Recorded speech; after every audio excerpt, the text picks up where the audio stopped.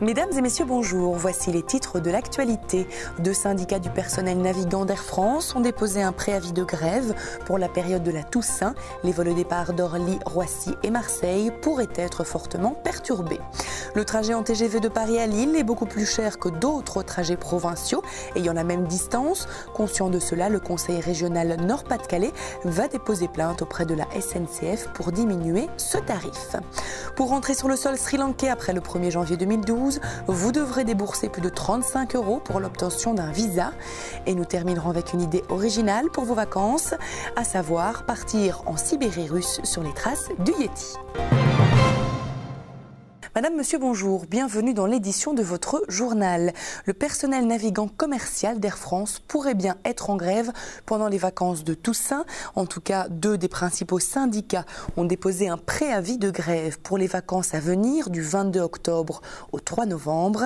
Ces syndicats se sont dit contraints d'entamer une telle action au regard de la réduction d'effectifs à laquelle ils doivent faire face, ainsi qu'à cause d'une dégradation des fonctions sécurité, sûreté et secourisme du métier. Ce mouvement concernera tous les vols au départ des bases d'Orly, de Roissy et de Marseille. Cependant, la direction de la compagnie aérienne française n'a pour le moment pas encore été notifiée de cette action.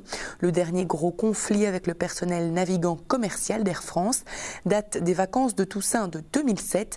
La grève avait alors fortement perturbé le trafic pendant 5 jours.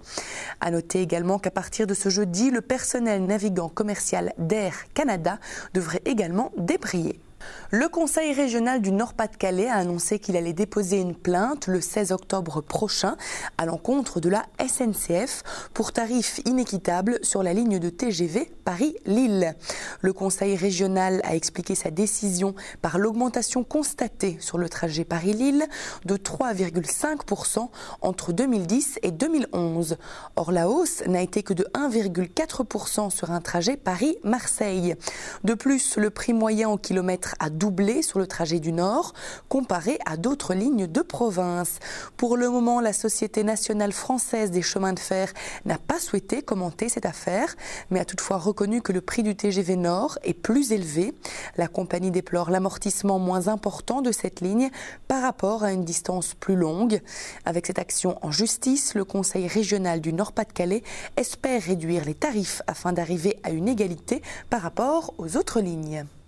Signe de la reprise du tourisme dans le pays, le Sri Lanka vient d'annoncer qu'à partir du 1er janvier 2012, les Français devront payer le visa obligatoire pour l'entrée dans le pays. Le coût sera de 50 $, soit plus ou moins 36 €. Pour les personnes en voyage d'affaires, le visa sera plus cher de 10 $, soit 7 € de plus. Ce nouveau visa État devra être demandé au préalable en ligne sur le site www.eta.gov.lk et en cas d'urgence, vous pourrez le demander à votre arrivée, mais il vous en coûtera 75 $. Après la catastrophe de Fukushima, les annulations d'hôtels se sont multipliées, pas seulement au Japon, mais dans toute l'Asie orientale. Et le tremblement de terre du mois de mars n'a rien arrangé. 6 mois après, les tarifs qui avaient été très affectés semblent revenir peu à peu à la normale. Selon une étude menée par HRS à Kyoto, bien qu'éloignés de la région sinistrée, les prix des chambres ont chuté de 11 et de 12%. Par contre, à Osaka, ville épargnée par le tremblement de terre du 11 mars dernier et plus éloignée encore de Fukushima, les hôtels ont moins souffert de la catastrophe. En effet, beaucoup de Japonais ont trouvé refuge dans le sud du pays. Les touristes et les voyageurs d'affaires y ont également afflué. Résultat, le prix de la nuitée à Osaka, ville déjà considérée comme onéreuse avant le tsunami et ses conséquences, a atteint 161,86 € ces 6 derniers mois, soit près de 50% de plus qu'à la même période l'année précédente. À l'exception de Singapour et Hong Kong, toutes les grandes villes de l'Asie de l'Est ont été touchées. Shanghai et Pékin ont été amenés à diminuer les prix de leurs chambres de plus de 9%.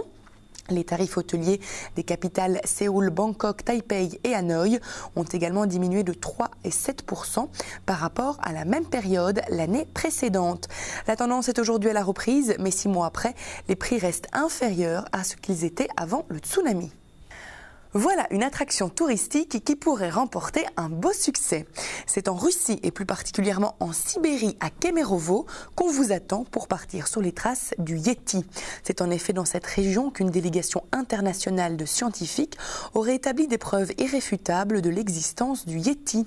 Un communiqué du gouvernement régional russe a d'ailleurs expliqué que des empreintes de l'homme des neiges, son antre supposé et différents marqueurs avec lesquels le Yéti délimitait son territoire ont été trouvés. Dans cette optique, le vice-gouverneur Dmitri Islamov pense déjà à développer des hôtels et à organiser des excursions. Apparemment, cette ville industrielle d'un demi-million d'habitants, où on a retrouvé des traces du Yéti, organise déjà régulièrement des événements et des expéditions en pleine forêt à la recherche du Yéti.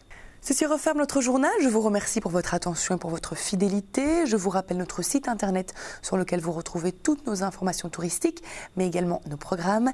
Il s'agit du www.libertytv.com/tv.